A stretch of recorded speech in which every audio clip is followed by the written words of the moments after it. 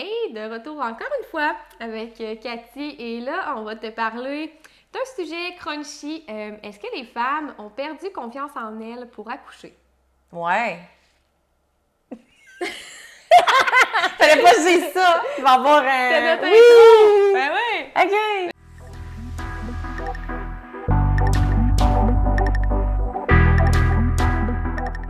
Hey, Cathy!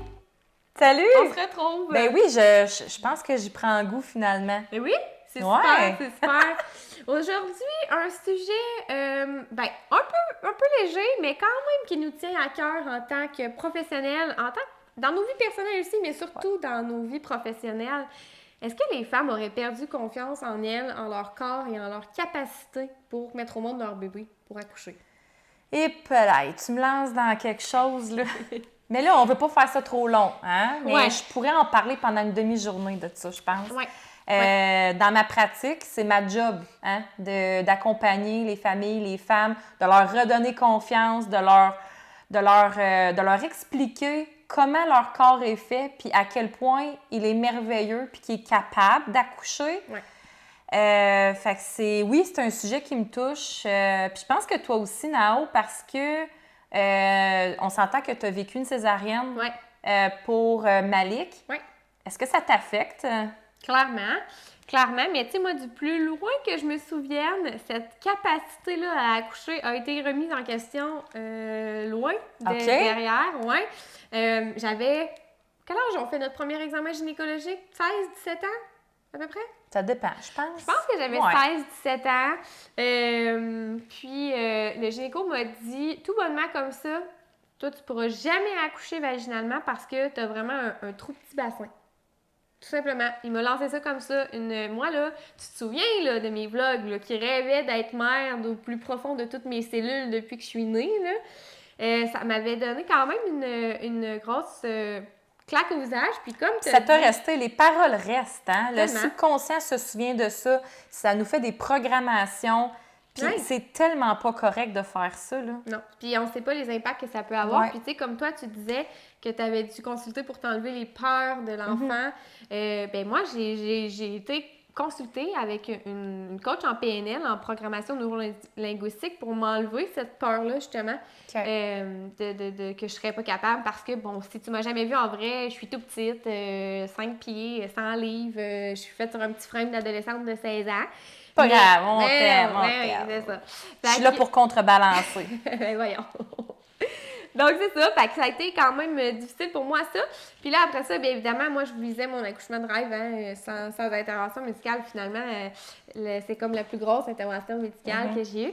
Puis longtemps, les premiers mois, même probablement la première année de vie de Malik, j'étais pas capable de dire que j'ai accouché. J'étais pas capable de nommer ce terme-là. Je parlais de la naissance de Malik, je parlais du jour de sa naissance, mais jamais j'étais capable de nommer mon accouchement.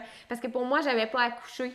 Puis ça a été quand même, on s'entend, une défaite pour moi, honnêtement. C'est comme ça que je l'ai vécu au départ. Maintenant, j'ai fait un grand bout de chemin avec ça. Là, on s'entend, je pense que je suis vraiment guérie de ça. OK. Presque à 100%. Mais en tout cas, là, t'en parles plus en pleurant. Non! Hey, Fait que c'est bon, on s'en est souvent parlé, moi puis Nao, puis à chaque fois, elle finissait par pleurer. Ouais, Puis vois-tu, aujourd'hui, tu le racontes avec beaucoup plus de... T'es beaucoup plus solide, je pense. Oui, non, vraiment, j'ai travaillé fort, mais oui, c'est vraiment derrière moi. Puis, tu sais, je considère que j'ai accouché, mon corps a quand même accouché différemment. Mais ça a été un processus de vivre cet échec-là pour moi. Puis, il y en a qui le vivent pas du tout comme un échec. Moi, je l'ai vraiment vécu comme un échec. C'est personnel, propre à chacun, je pense, mais... Voilà. Donc, moi, quand je vois mes amis, tu sais, au début, quand je voyais mes amis autour de moi avoir si peur de l'accouchement ou avoir tellement peur de tomber enceinte pour pas accoucher puis qu'ils auraient choisi une césarienne planifiée si le choix leur était donné, moi, ça me frustrait parce que moi, je le vivais tellement comme un échec pour moi que j'étais comme, ben non, accouche, c'est tellement merveilleux, tu sais. Ouais. Fait que... Puis t'avais les connaissances aussi au niveau du fait que tu fais de l'accompagnement à la naissance pour leur transmettre que c'est possible de vivre une expérience positive. Il suffit de comprendre la physiologie de la naissance, de l'accouchement. Puis justement... Oui, mais pourquoi? Pourquoi on a si peur? Qu'est-ce qui s'est passé, tu penses? Qu'est-ce qui se passe aujourd'hui qui crée ça? Tu as encore plus d'expérience que moi dans la pratique. Qu'est-ce que tu penses qui... Oui, on le sait, on est dans un monde très, très, très médicalisé versus avant. Parce qu'on s'entend que s'il y a bien une chose qu'on est capable de faire depuis la nuit des temps, si on est là aujourd'hui, c'est bien d'accoucher. Ouais. Parce que... on n'aurait pas survécu, là. Non, la race humaine aurait... Ça serait éteinte si on n'était pas capable d'enfanter nos bébés. Ouais. C'est sûr qu'avec la venue de la médicalisation des naissances, ça y est pour beaucoup. Ouais. C'est plate à dire, mais quand les hommes ont mis leur nez dans les salles d'accouchement, c'est là que ça a commencé. Mais on ne dira pas trop fort. Puis ça, c'est un tout autre sujet, là. C'est pour vrai, je pourrais vous en parler toute la journée. On pourrait vous en parler toute la journée, puis c'est pas... il y a beaucoup d'autres choses qui entrent en ligne de compte, mais la prise en charge qui est faite pour la femme qui accouche, on le voit souvent, l'accouchement comme étant une pathologie en partant. Ouais. Donc, on ne laisse plus le temps, en fait, non, à la puis femme. c'est ce que je disais à Naomi tantôt, les accouchements, la durée d'un accouchement normal pour un premier bébé est toujours en train de se raccourcir. Si on compare avec là, 20, 30, 40, 50 ans, on raccourcit toujours les durées normales que devrait être un accouchement. Ouais. Puis c'est ça, le contexte, l'environnement mis autour de la femme y est pour beaucoup. Pour ceux et celles qui ont fait nos préparations à l'accouchement, vous allez comprendre de quoi on veut parler. L'environnement, la femme doit se sentir en sécurité. On doit reproduire les mêmes conditions que quand on a une relation sexuelle pour arriver à enfanter parce que c'est les mêmes hormones qui entrent en ligne de compte, l'ocytocine, les endorphines. Donc, est-ce que dans une salle d'hôpital avec des observateurs, avec des machines, tout ça, le contexte... Puis là, je suis pas en train de vous dire que c'est pas correct d'accoucher à l'hôpital. Je l'ai fait, puis c'est ça. Mais c'est pour ça qu'aujourd'hui, les femmes, les partenaires ont besoin de préparation à l'accouchement. Parce que des fois, je me fais dire « Ah, mais Cathy, on fait ça depuis la nuit des temps, accoucher. Pourquoi je me préparais? J'ai juste à suivre mon instinct. » Bien, c'est parce qu'aujourd'hui, la prise en charge, l'environnement, c'est pas ce que c'était quand les femmes accouchaient dans leur grotte toutes seules dans le noir. Ça a complètement changé. Fait que c'est pour ça qu'aujourd'hui, on a beaucoup de freins à notre élan naturel à accoucher à cause du contexte de l'environnement. Fait que nous, dans nos formations, c'est ce qu'on vous explique pour favoriser ce processus-là, puis ne pas nuire justement au processus naturel qui est d'accoucher, parce que accoucher, j'oublie le nom. J'allais dire c'est un réflexe, mais c'est pas ça que je voulais dire.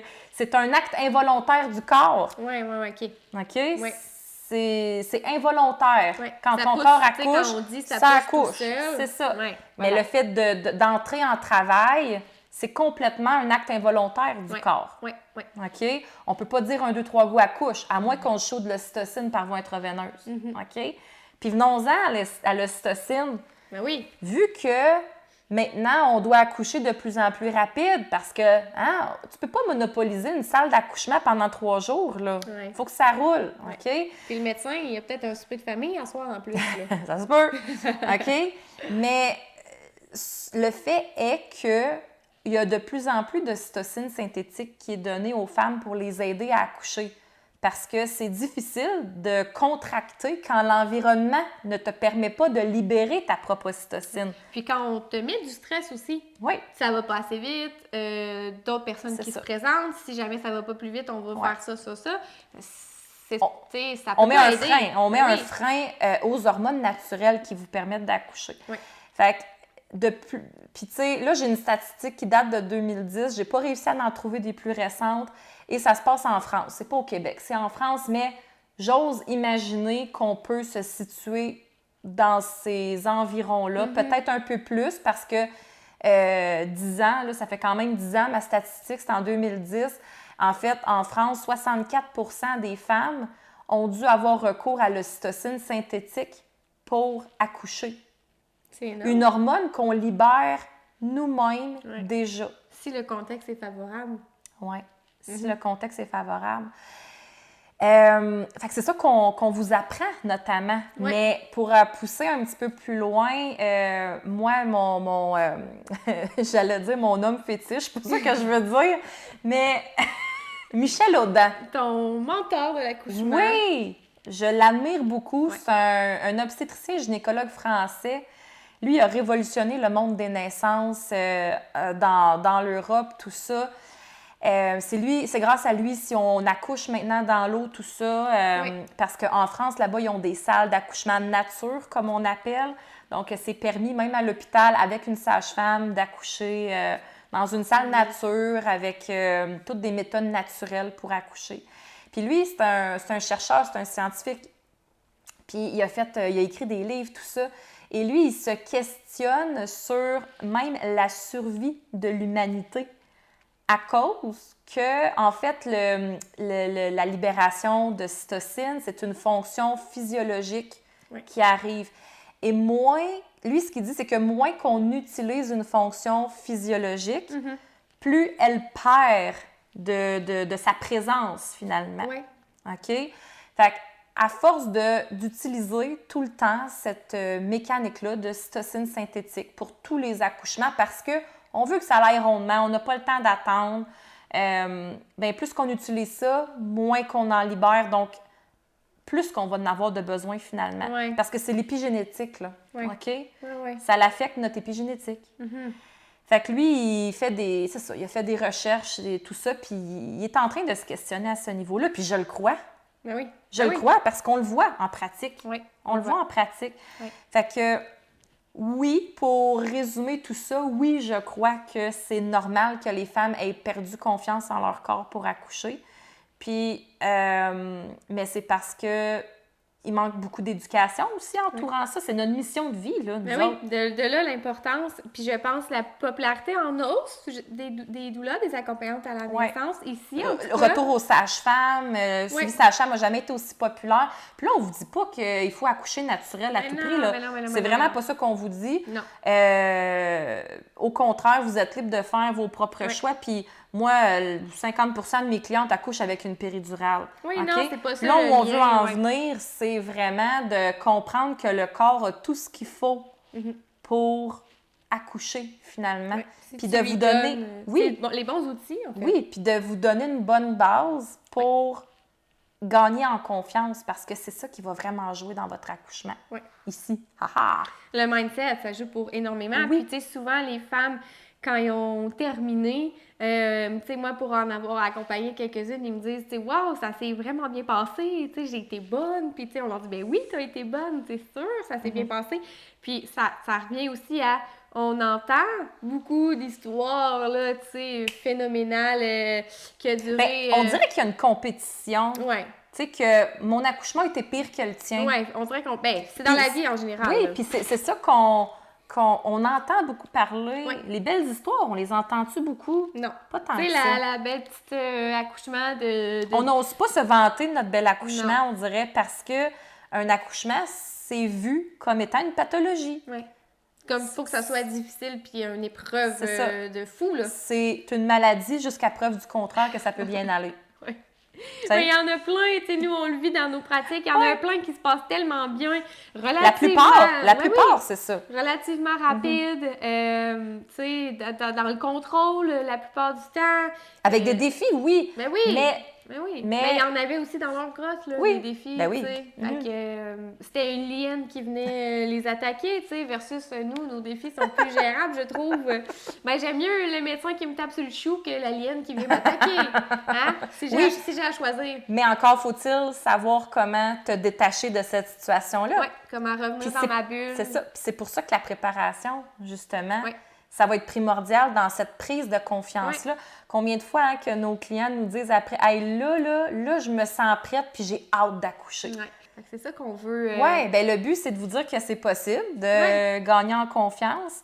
Puis il y en a plusieurs qui nous écoutent, là, de nos abonnés. On le sait, vous avez eu un premier bébé récemment.